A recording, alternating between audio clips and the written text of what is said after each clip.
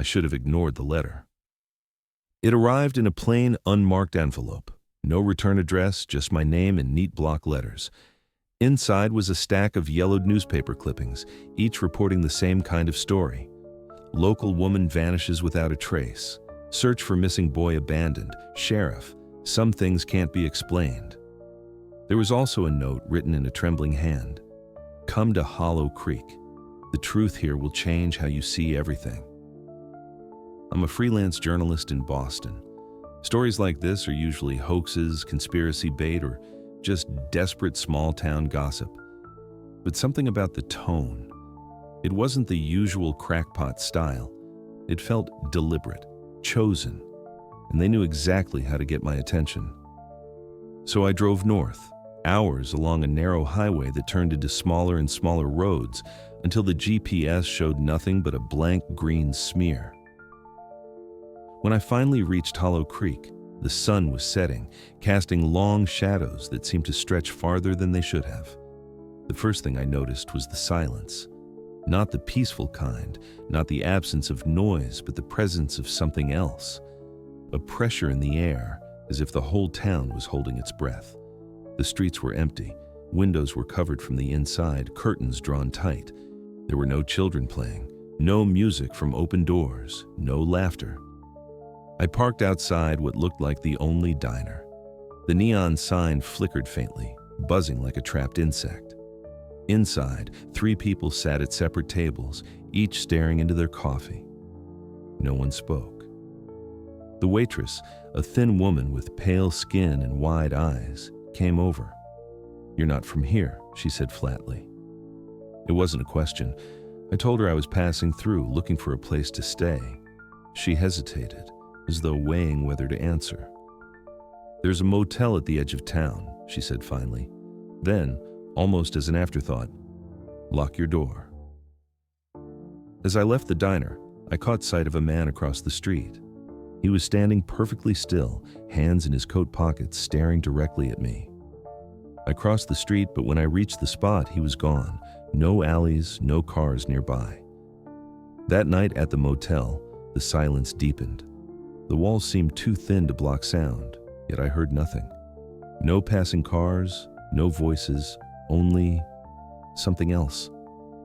A low vibration, faint at first, then rising in pitch until it almost became a hum. I pressed my ear to the wall.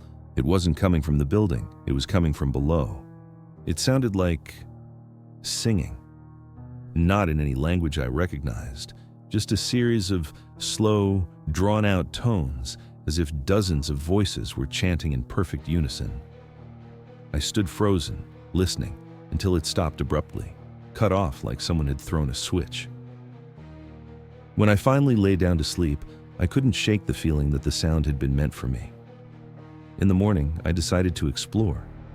The streets looked the same, empty, motionless. The locals avoided my gaze. A rusted pickup truck passed by slowly. The driver's eyes locked on me until he turned the corner. I saw the church at the center of town. At first glance, it looked ordinary, weathered wood, a tall steeple. But instead of a cross at the top, there was nothing. Just a sharp black spire pointing at the sky. The stained glass windows didn't depict saints or biblical scenes, but strange, curling symbols that reminded me of diagrams in an occult book I once saw. A man in a dark suit stepped out from behind the church. "You're early," he said, as if he knew me. I asked what he meant. He just smiled faintly and said, "The one who breathes below will be pleased." Before I could respond, he turned and walked around the side of the building, vanishing from view. The clouds rolled in then, thick and heavy, dimming the daylight.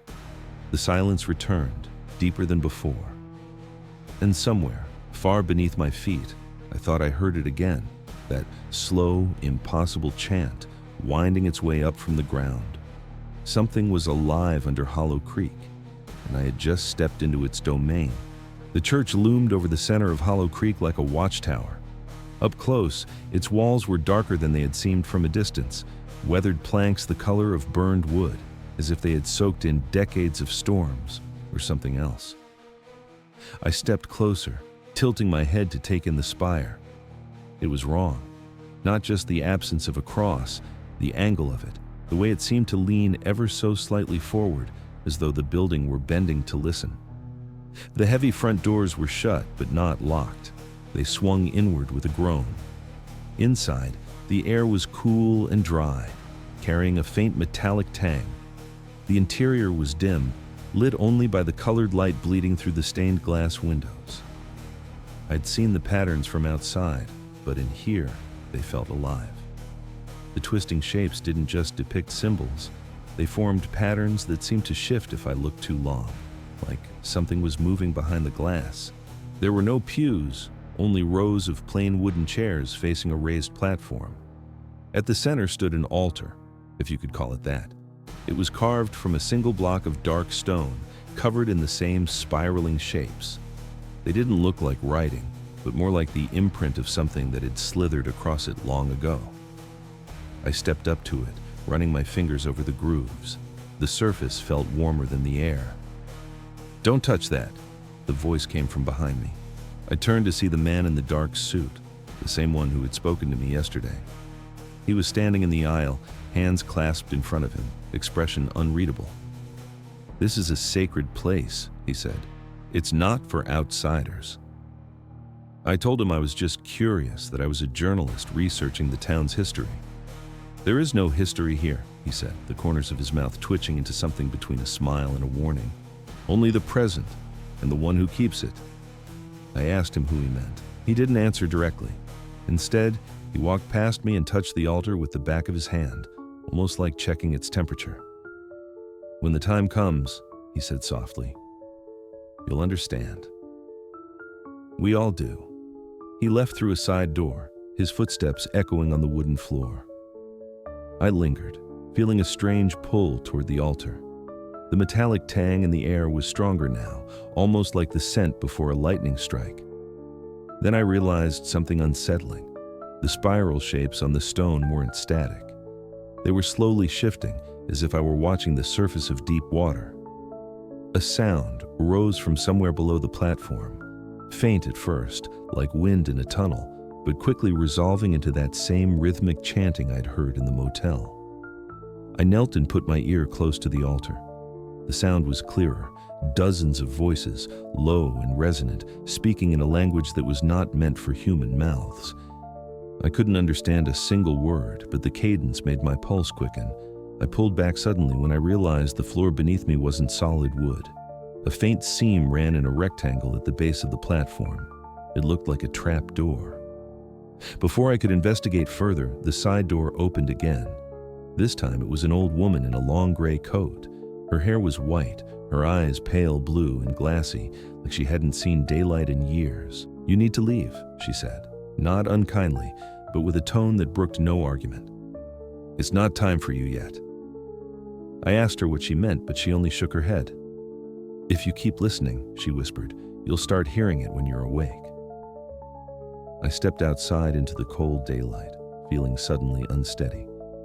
Across the street, a few townspeople had gathered, not talking, not moving much, just watching. The sky above Hollow Creek had darkened again, even though it was still early afternoon. I could still hear the faintest trace of the chant in my ears, like it had lodged itself in my head, and I knew, without question, that under that church, through that trap door, lay the thing that kept Hollow Creek breathing. The question was, for how much longer could I resist finding out? The motel room felt smaller that night, as if the walls had shifted inward. I couldn't stop thinking about the trap door beneath the church's altar. Every time I closed my eyes, I saw those spiraling shapes moving, not painted, not carved, but alive. Sleep didn't come. Instead, I paced. I replayed the words of the old woman.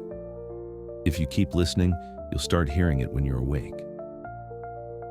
Around midnight, I decided to walk. The streets were as empty as before, but in Hollow Creek, emptiness wasn't absence. It was observation. I could feel eyes on me, though I saw no one.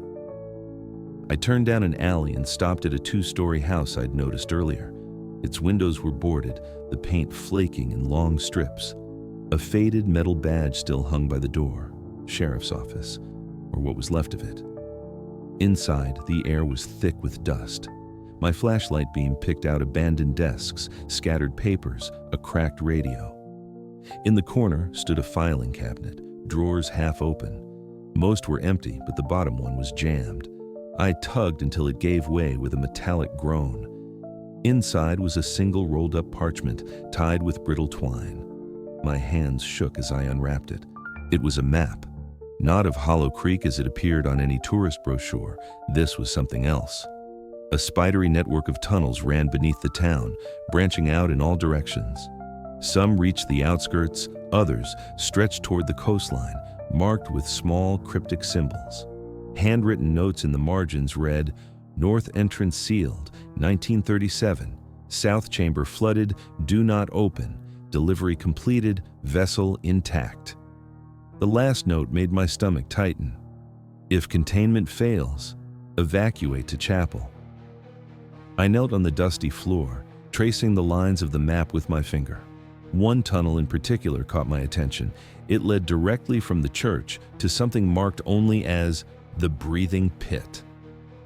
Before I could study it further, a floorboard creaked above me. I froze, the flashlight beam trembling in my grip. Slowly, I tilted it upward. At the top of the staircase stood a silhouette, tall, motionless, watching. "Found something you shouldn't have," the voice said, low, male, and without hurry. I backed toward the door, keeping the map in my hand.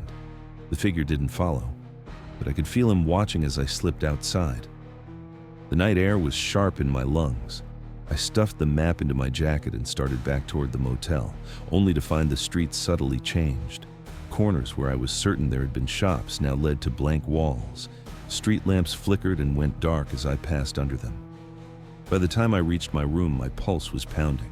I locked the door, slid the map under the bed, and sat there in the dark, listening. That's when I heard it again, the chant. Only this time it wasn't muffled by distance. It was inside the room. The sound seemed to seep from the walls themselves, vibrating in my bones. I pressed my hands over my ears, but the rhythm only grew clearer, each syllable pulling at something deep in my mind. And then, just as suddenly, it stopped. A whisper followed, not from outside, but from directly behind me. "The vessel remembers you." I spun around. Nothing. But I knew then that whatever lived beneath Hollow Creek wasn't waiting for me to come closer. It was already reaching out. The next day, I woke to the sound of rain tapping against the window. It was the first natural sound I'd heard since arriving in Hollow Creek, but it didn't comfort me. The drops hit the glass in an odd, syncopated rhythm, almost like they were mimicking the chant from the night before. I retrieved the map from beneath the bed. In daylight, the lines seemed even more intricate, not just tunnels, but chambers of different shapes, some circular, some angular, as though the designers hadn't been entirely human. One tunnel stretched all the way to a cliff by the ocean, ending in a symbol that looked like a spiral inside a wave. That's where I needed to go. The coastline was about 2 miles from the motel, but in Hollow Creek, distances felt wrong. Roads curved where they shouldn't, and what looked like open paths ended in thickets of blackened pine. Eventually, the houses thinned out, replaced by jagged rocks and the sharp tang of salt in the air. The rain had stopped, but the clouds pressed low over the sea, turning the horizon into a seamless sheet of gray. Waves struck the rocks below with dull, heavy booms, like the heartbeat of something vast and hidden. Then, I saw the light. It came from a narrow cove, half hidden by the cliff face, a ring of flickering orange swaying in the wind. I scrambled down the slope, crouching low until I could see them. A circle of figures in long, dark cloaks, each holding a black candle. The flames burned steady despite the gusts coming off the water. In the center of the circle was a flat stone altar, slick with seawater. Etched into its surface was the same spiral pattern from the church, but here it was larger, deeper, like a channel carved for something to flow through. The figures began to chant, slow, deliberate, their voices blending with the hiss of the tide. It wasn't quite singing, not quite speaking. The language was impossible, filled with sounds that seemed to curl back on themselves. I pressed myself against the cliff, my breath shallow. A movement in the water caught my eye. Something enormous shifted beneath the surface. Not a fish, not a whale, but a mass, coiling and uncoiling. The waves surged higher, splashing over the altar. One of the cloaked figures stepped forward, holding a small sealed vessel, black, with symbols etched in silver. They placed it in the center of the spiral. The sea answered. A deep, resonant tone rose from the depths, vibrating in my ribs. The water around the cove churned violently, but the figures didn't move. The spiral on the altar began to glow faintly, as if lit from within. Then, impossibly, a shape emerged from the water, not fully, but enough to see that it was covered in countless eyes, each one moving independently. They blinked in unison, fixing their gaze on the vessel. I couldn't breathe. The chant grew louder, more urgent. The wind howled and the candles flared brighter, defying the storm. The figure nearest the altar picked up the vessel, holding it toward the sea. That's when I realized the eyes weren't looking at the vessel. They were looking at me. A sudden, crushing pressure filled my head, like someone was pressing their palms into my temples from the inside. A voice, not spoken, not heard, but placed, curled through my mind. The one who remembers has come. The cloaked figures turned, their faces still hidden, but I felt their attention like heat.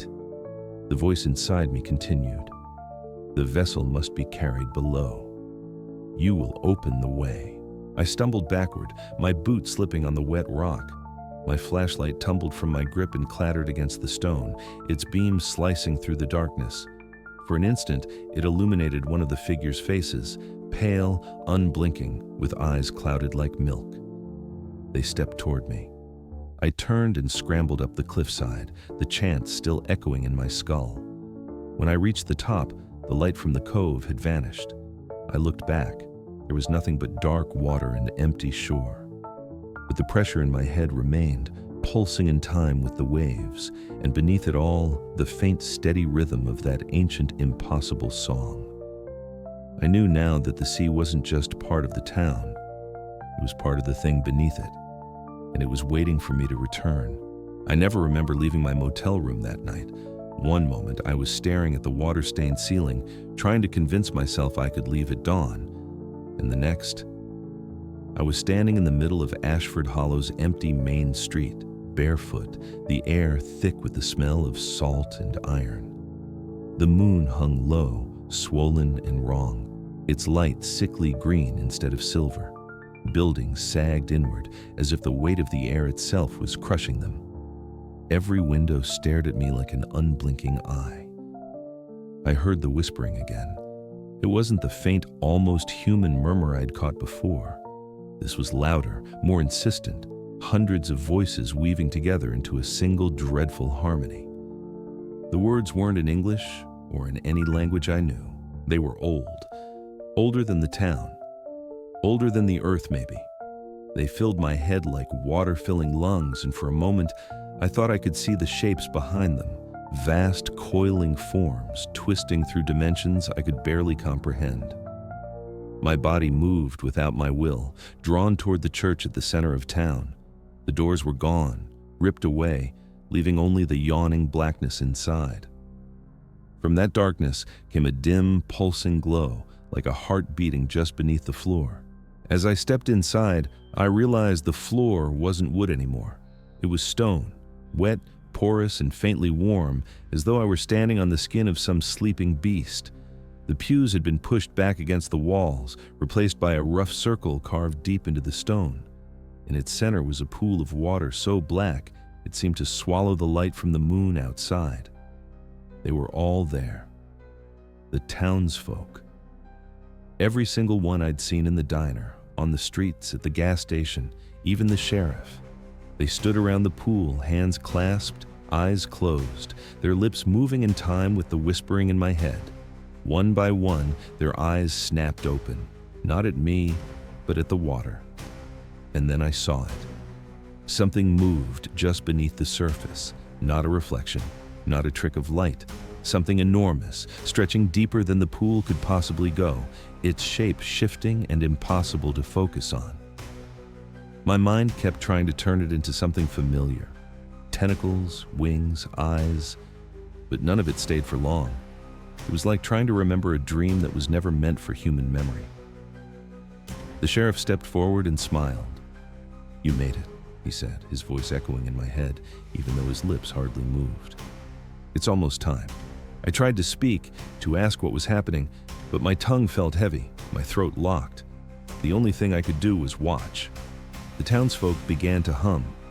The pool began to ripple, not from wind or movement, but as if reality itself were bending around it.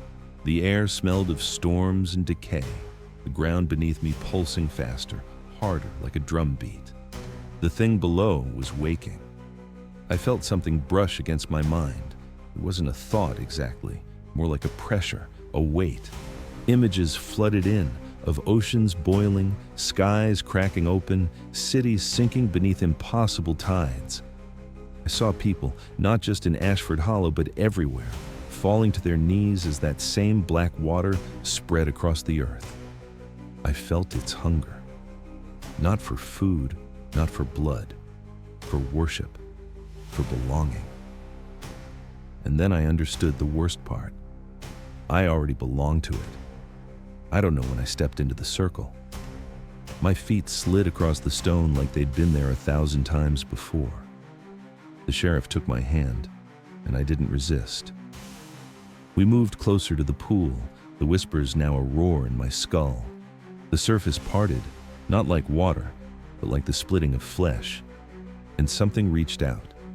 It was cold and wet and endless, wrapping around my wrist with a gentleness that was far more terrifying than violence. I should have screamed. I didn't. I smiled. The green light from the moon dimmed, and in the darkness, I could see the truth, not with my eyes, but with whatever part of me had been claimed. Ashford Hollow wasn't a town. It was a gate. The people weren't victims. They were keepers. And I was no longer a visitor. I was an acolyte. The surface of the pool began to close, but before it did, I caught one last glimpse of the thing's eyes. Countless, lidless, each reflecting a different version of the world. In every one of them, I was there, waiting. When I woke, it was morning. I was back in my motel bed, the sun streaming through the blinds. My clothes were folded neatly on the chair. My boots were clean, dry, as if they'd never touched the damp stone. I told myself it had been a dream. I almost believed it until I saw the mark. A thin, spiraling sigil was burned into the skin of my wrist, faint but warm to the touch. When I pressed my fingers to it, I swore I could feel the slow, steady heartbeat of something far below the earth. I left Ashford Hollow that day. I drove for hours, never looking back. But the further I got, the more the road seemed to twist. The signs began pointing toward towns that didn't exist. Gas stations were empty, their lights flickering. Every so often, I'd catch sight of a figure in the rearview mirror, just far enough behind that I could never see their face. I know I'm not going home. I'm going back.